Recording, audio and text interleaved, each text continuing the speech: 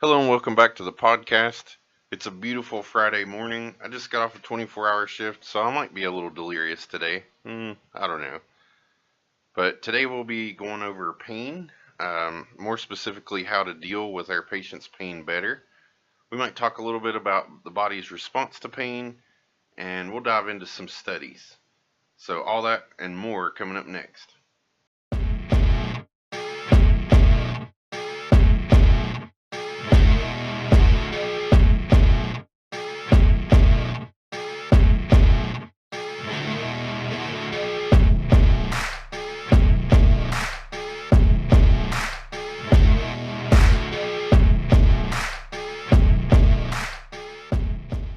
Quick disclaimer before we get into it. The Rig Report is a podcast centered around EMS education, current EMS events, and commentary.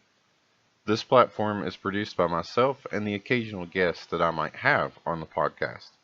Understand that the views and opinions expressed here are our own and do not reflect the views and opinions of our respective workplaces. Nor do we speak on behalf of our respective workplaces. Relax, enjoy the podcast, and I hope today at some point I'm at least able to make you think. Hey, thank you for tuning in today. So in this episode, we'll be talking about pain management. Full disclosure before we get into this is something that I personally did not really get into until the last few years. And I think a lot of that has to do with when I entered the field. So, in the early 2000s, when my career first got started, we were in the height of the Oxycontin epidemic, if you remember any of that. We had a lot of doctors who were over prescribing these medications, and suddenly the government steps in and starts to charge them criminally for overuse. A lot of it was Oxycontin, but there were others too, things like Percocets and things like that. And certainly some of these doctors needed to be charged. Patients were getting addicted to these strong opioids, and it guaranteed return visits to those same doctors just to get more. They're addicted, of course. So as EMS providers, we saw what was happening to these doctors and decided, hey, we don't want any part of this. We don't want to get charged for using pain medications, so we just didn't do it. Additionally, the belief at the same time was that EMS providers were just ditch doctors. The whole pain management subject was kind of like taboo. We didn't need to worry about dealing with pain. We didn't want to contribute to the addiction problems. So a lot of us just didn't do it. It wasn't a thought that we had dealing with pain. And I I shudder to think how many people we essentially tortured for this crazy belief and this fear. Unfortunately, this thought process is still alive and well in some places. So today I want to address this issue. So to understand the importance of pain management, we have to understand what pain actually does to the body. So let's use an example of a hot pan on a stove. You stick your finger against the hot pan, it starts a series of events in your body. Admittedly, we could talk about this process for hours. There's so many elements to it. We could get into how the gates on your nerves open with exchange of chemicals that happen, and it causes your nerves to conduct and so on. But in the interest of time, and me having to do a whole lot of studying again, because it's been a while, I'm going to try to keep this simple. The nerves surrounding the injury, had a stroke, sends signals through the nervous system to the brain. And then the really interesting thing about this process is the body has this sort of feedback loop built in, if you will.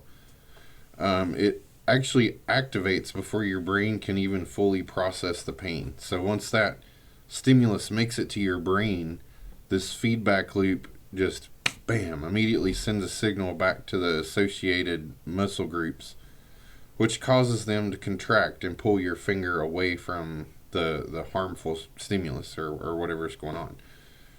So, for example, think back when you were a kid. Maybe you you wanted to show how tough you were, so you held on to something hot or did something painful longer than you normally would have to prove how tough you are or were.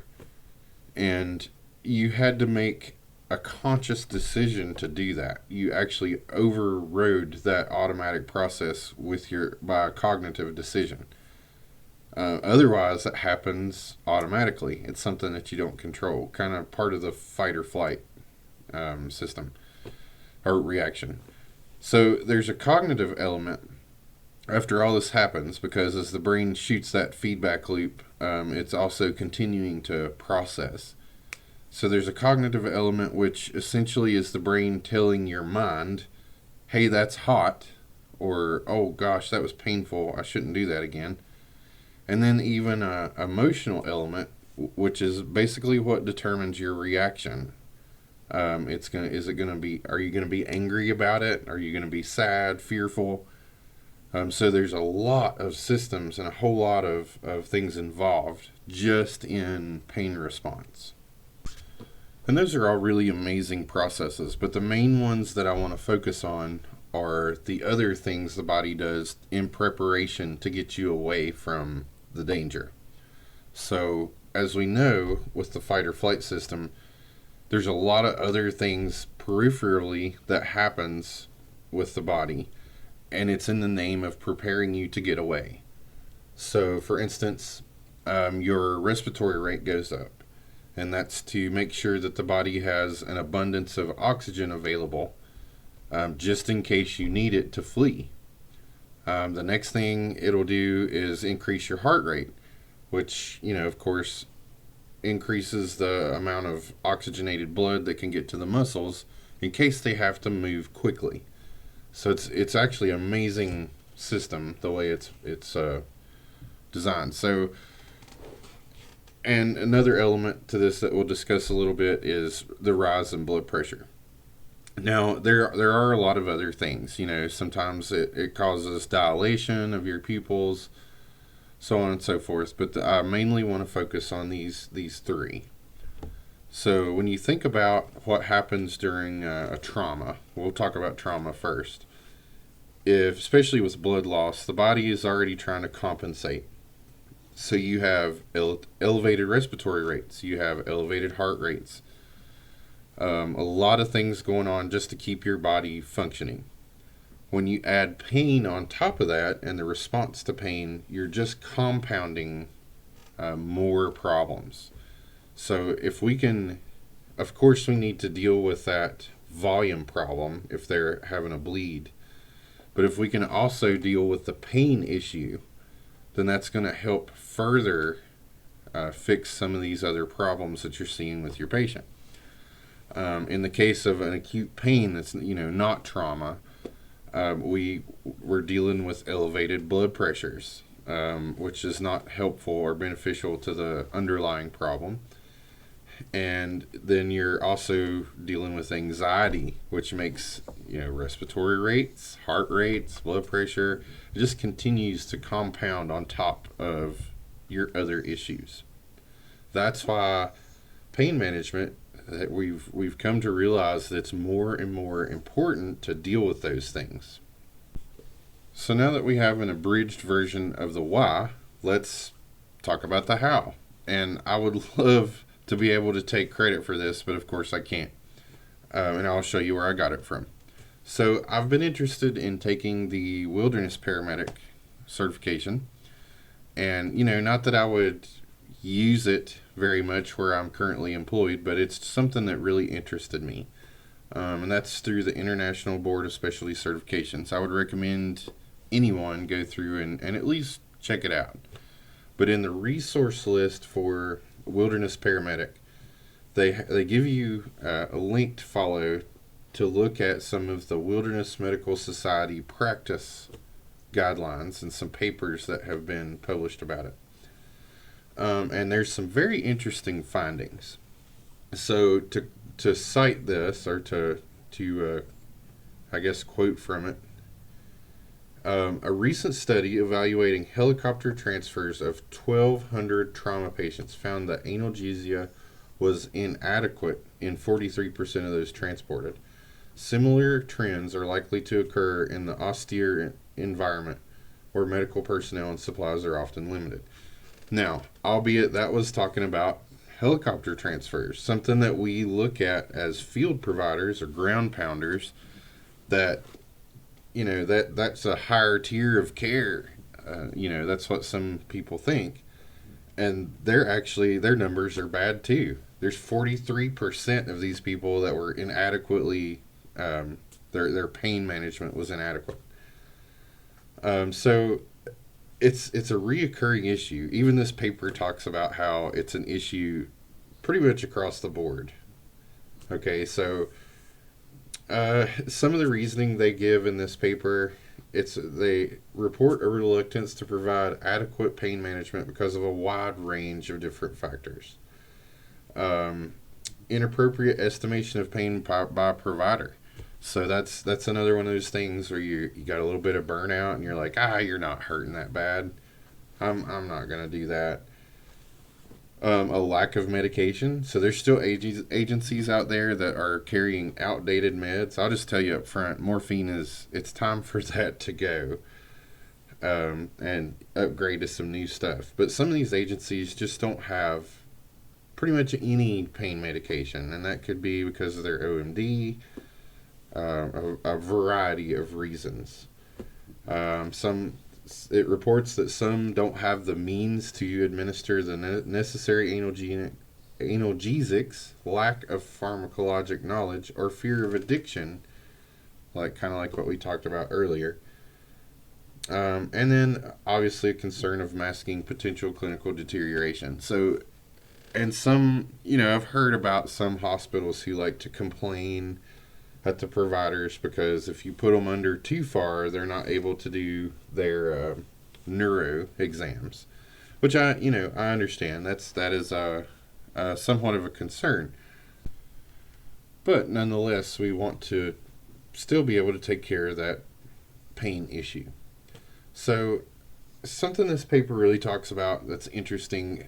Apparently, there was a panel that convened in the 2013 winter meeting of the Wilderness Society in Utah, and innovations were discussed that was based on some extensive clinical research, and it came from a broad range of medical professionals. So people from emergency medicine, anesthesiology, surgery, military medicine, all kinds of pre-hospital providers. So a lot of different professional medical personnel were talking at this panel. And one of the things they talked about was this pain management pyramid. So it kind of allows us to step up in severity. And obviously the bottom, if you can imagine a pyramid with 5 rungs on it, essentially, or 5 levels. The first level at the bottom being the least, the tip of the pyramid, of course, being the heaviest we can go. Now at the bottom is comfort care and price therapy. So comfort care is essentially just helping the patient deal with anxiety, and it's something we overlook. I know it's easy to do. I'm speaking from personal experience on this. We get on scene and it's like you have your things that you're focused on. You want to deal with any major bleeds. Do I need any help? Patient assessment, and we're focused on those things, and we kind of forget about the patient. And what I mean is, especially in, let's say, a car wreck, that patient's freaking out. They're afraid. They've just been through a pretty emotional event.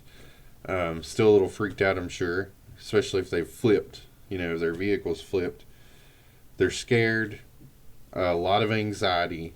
Sometimes one of the best things we can do is just get down there, if possible, get down there to their level, for where we're face to face.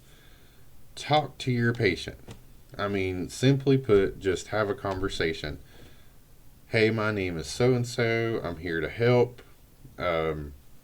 This is what we're planning on doing. This is what we're currently doing. This is my concerns. Talk to your patient.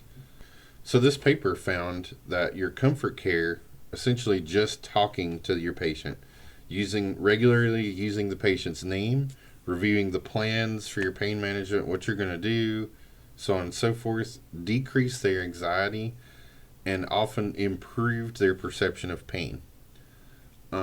It actually, they noted less pain in the presence of an empathetic provider. They found lower heart rate responses to pain when the individuals were not alone. So this is really important. It's actually something that can be very beneficial to your patient. Just talking to them, letting them know what's going on. Now, I mentioned price therapy earlier. What that stands for is protection, rest, ice, compression, elevation. So these are for more your minor injuries, things like sprains, joint injuries, and things of that nature. Obviously, protection is protect from further injury and provide stability. So things like splinting with that. Rest, of course, try to keep them off of it as much as possible. It reduces inflammation and pain. Ice, of course, we know ice basically helps reduce pain, reduces edema formation. Compression also is supposed to help with basically swelling in the acute inflammatory process. And elevation, of course, we know if you elevate the injured area above the level of the heart, it increases the venous return and helps reduce potential swelling. It removes waste products from the injured area. So these are all like first line. Let's deal with a sprain. The second tier talks about non-opioid analgesia, and what they found is that using something like an NSAID in conjunction with acetaminophen has been demonstrated to have less side effects. Patient satisfaction was reported as being higher. And in fact, if you use those as first line drugs, and one of the more common ones that we use in EMS is Toradol or Ketorolac, if you use those as a first line and then introduce opioids later, it was way more effective than just either of those categories alone. So they're having great successes with your NSAID and non-opioid analgesics. So, obviously with any of this, you have to follow your local protocols. I'll definitely tell you that. However, if you're in a place to affect change, I would absolutely talk to my leadership, talk to my OMD about implementing some of these changes, because these are really effective, and it's just being a good patient advocate to help improve protocol for this type of thing. And then, of course, after that, we step into the opioid analgesics. So I'm not sure, I don't know what your agency carries. We carried morphine here way longer than we ever should have. But of course, morphine has a higher instance of hypersensitivity, allergic reactions, and besides that, you have issues with it being a respiratory depressant. It has hemodynamic issues and things like that. So a lot of agencies have went to fentanyl, ketamine, things of that nature. So opioid pain relief is essentially like the end goal. That's the big guns. And the point I'm trying to make is you don't have to necessarily come out swinging with the big guns. Some of these other methods can be tried first. You can stair step your way up. A combination of all of these things are extremely effective for dealing with your patient's pain. And ultimately what it does, it just helps as a whole. Like, it keeps the pain from compounding the other issues, for one. It helps with all around better treatment. So, I guess in summary, I think we just really need to start taking care of our patients more thoroughly by dealing with their pain. So, like I said, if you're in a position to improve your agency, absolutely suggest this to your OMD, to your leadership, whatever, and let's move to 2025. And you may not have this problem where you're at.